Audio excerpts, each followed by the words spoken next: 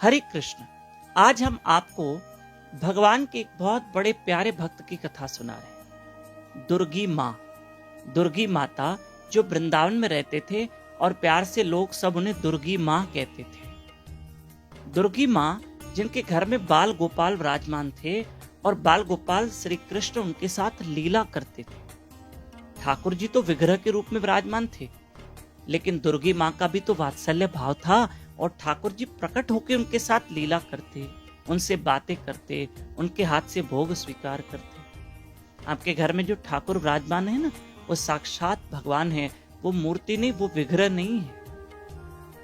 और दुर्गी माँ जिनके यहाँ ठाकुर जी लीला करते थे। एक दिन दुर्गी माता जो गोवर्धन पर्वत की परिक्रमा करने गई।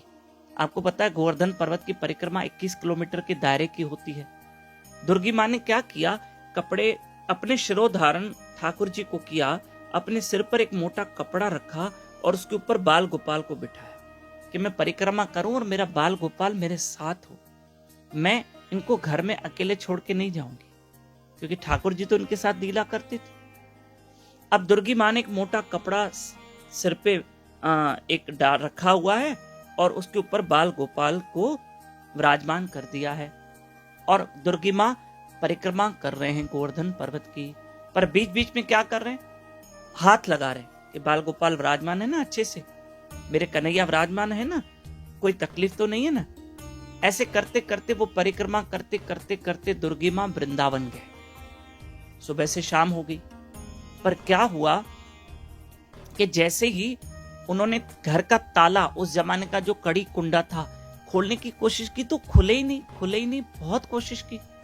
तो दुर्गी माँ ने सोचा थोड़ी देर आंगन में बैठ जाती हूँ, कुछ करती हूँ, लेकिन हाथ ऊपर लगाए तो बाल गोपाल थे ही नहीं। मेरे कृष्ण कहाँ गए, मेरे ठाकुर जी कहाँ गए, मेरे कन्हैया कहाँ गए। वो दुर्गी माँ रोने लगी, मेरा कान्हा कहाँ गया, मेरा कृष्ण कहाँ गया। अब ऐसे में एक वहां से भक्त, एक महात्मा वहां से गुजर रहे थे और दुर्गी माँ को रोते हुए देखे। बोला दुर्गी माँ आप क्यों रो रही हैं? सब उनको दुर्गी माँ कहते थे ना। ये कथा ब्रज के भक्त शास्त्र में आती है, ब्रज के भक्त। तो कहा आप क्यों रो रहे हैं?